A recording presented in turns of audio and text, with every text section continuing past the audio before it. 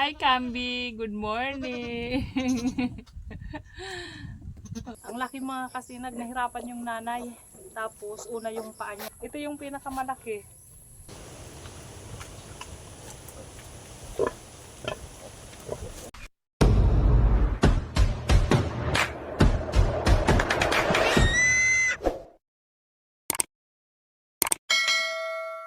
Magandang hapon po mga kasinag.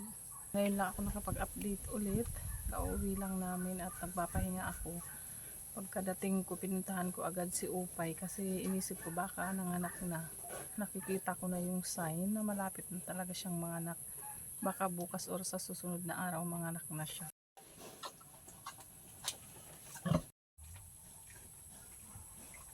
Mahirap na siyang humiga.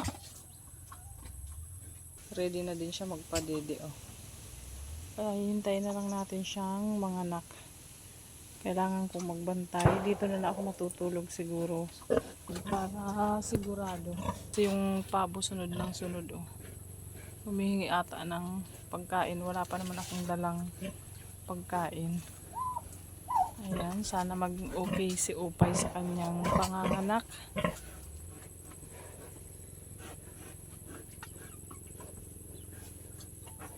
Ito naman yung isa, si Star.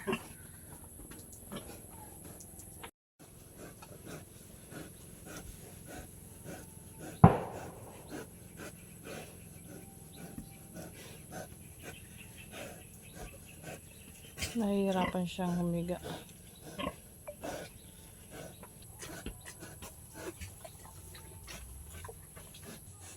Sign niya na malapit na din siyang manganak. So kailangan ko munang kumuha ng mga kahoy para matakpan ko yung medyo mga malalaking butas sa kulungan.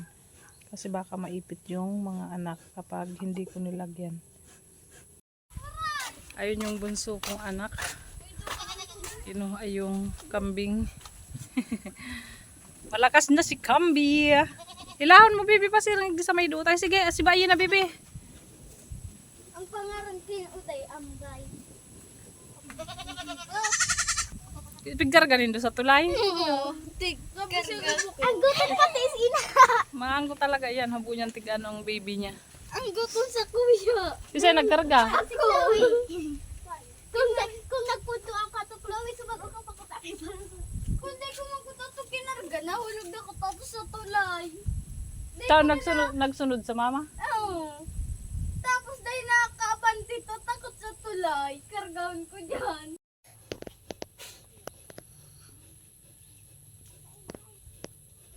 Sa taas. Grabe naman yan. O doon. Ah, ito lang.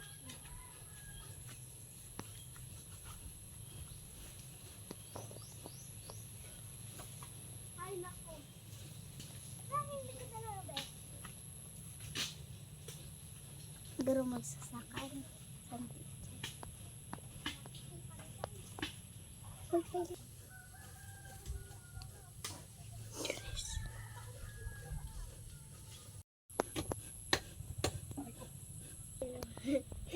Hindi mabukasan. Magula ka mo yung duwa. May kulay gold ayan o dae. Ay maya. Test ng manta daw. Mga anak na si Upay ni Chloe. Hi na, bibi.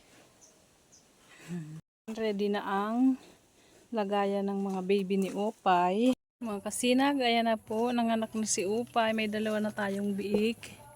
Ayan, medyo malalaki at mahaba yung mga anak niya ngayon kumpara nung una. Medyo matagal-tagal bago masundan mga kasinag. Kaya pinutulan ko muna ng ngipin yung dalawa at ayan, inalpasan ko muna dyan sa loob para makadede.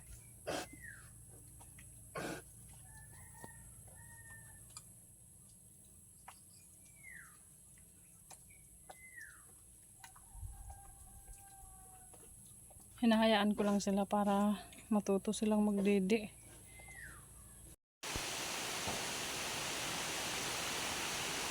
Yan, habang sobrang lakas ng ulan, magdede muna kayo habang wala pang lumalabas. Ang laki mga kasinag, nahirapan yung nanay. Tapos una yung paa niya. Dinukot ko na lang ito para makalabas. Ito yung pinakamalaki.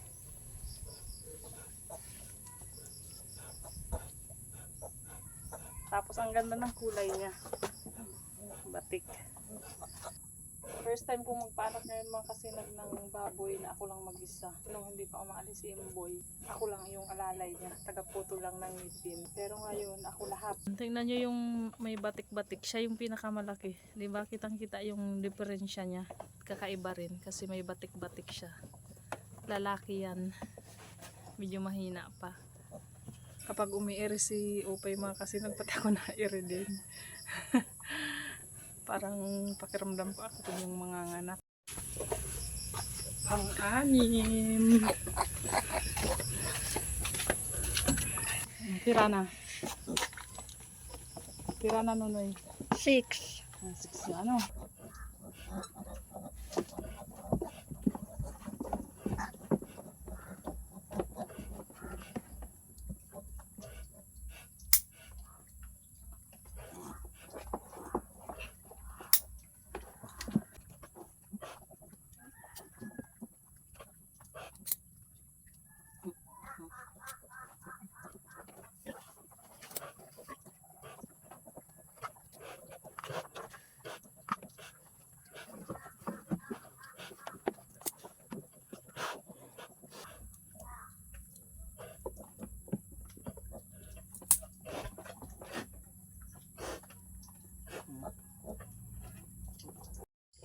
Magandang gabi po mga kasinag. Inabot na tayo ng gabi. Ayan. 8 asyam ang naging anak ni Opay. Pero hindi ko alam kung may lalabas pa yan. 8 na yan yung mga dumidede. Tapos yung isa andito kasi kalalabas pa lang niya.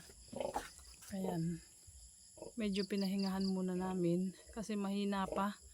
Hindi pa siya pwedeng sama dito sa kanyang mga kapatid. Kasi ito malalakas na ito. Ayan, nagdididi na sila. Ayun pala si Bunsoy. Nagbabantay si Bunsoy kung may lalabas pa daw. Hi na, bibi. Siya lang ang kasama ko dito. Yung panganay ko at saka yung pangalawa kong anak na lalaki. Nasa bahay, nagluluto sila ng gulay. Kasi kami lang magkakasama sa bahay. Wala si mama. Pumunta si mama dun sa isa kong kapatid. Tapos kami lang mag-iina dyan at saka yung isa kong pamangkin. Andun silang tatlo. Nagluluto sila. Sabi ko magtulong-tulong muna silang tatlo sa pagluluto para may ulam kami kasi hindi ako makakapag-asikaso ng aming hapunan. Good morning mga kasinag. Ayan, tapos na si Upay mga anak. Siyam yung naging anak ni Upay. Ayan. 10 sana ang anak ni Opay mga kasinag. Kaso lang, yung isa ano na, patay na nung lumabas. Kaya siyam lang yung buhay. Ayan, pinakain ko na siya. Kunti lang muna yung binigay ko kasi hindi pa siya pwedeng pakainin ng marami.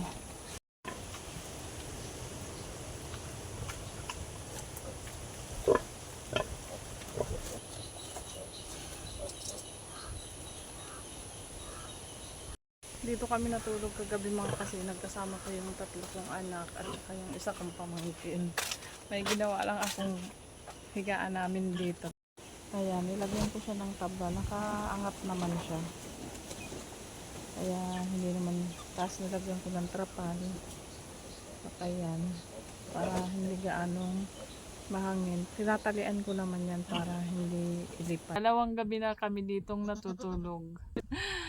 Hi Kambi, good morning. Maliwalas ang panahon ngayon mga kasinag. Maganda yung sikat ng araw kasi ilang araw din dito sa amin na palaging umuulan. 2 days pa lang yan sila pero malalakas na. Pero si Opay medyo nanghihina pa siya kaya binabantayan ko pa kasi pag tatayo siya natutumba bigla. Minsan may natatamaan siyang anak niya.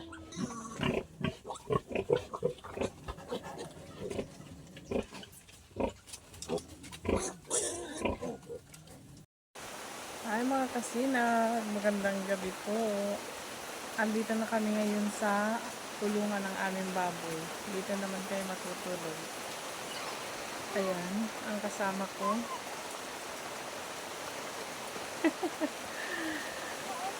Kaming tatlo lang dito ang matutulog kasi yung anak kong panganay at yung pamangkin ko dun sa bahay matutulog. May kasama kaming dalawang aso. Ayan si Loki. At ito naman si Pitoy. Katabi ni Jan Jan. Ano yan, Nunoy? Katayo na si Pitoy. Tulog na si Pitoy. At yun naman si Upay. Ayan, nakahiga na.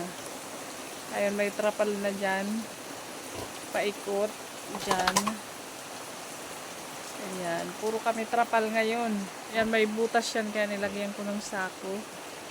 Ayan, trapal. Dyan lang ang wala sa likod ng dalawang baboy. Mamaya matutulog na din ako. Pag natulog na si Upay, sasabayan ko rin ng tulog. Para makatulog tayo. Tingnan nyo ang eyebag ko. Dalawang gabi pa lang yan nagpupuyat. Pangatlo ngayon. Paano po mga kasinag? Hanggang dito na lang po muna ang ating vlog. Good night po at salamat po sa inyong panonood.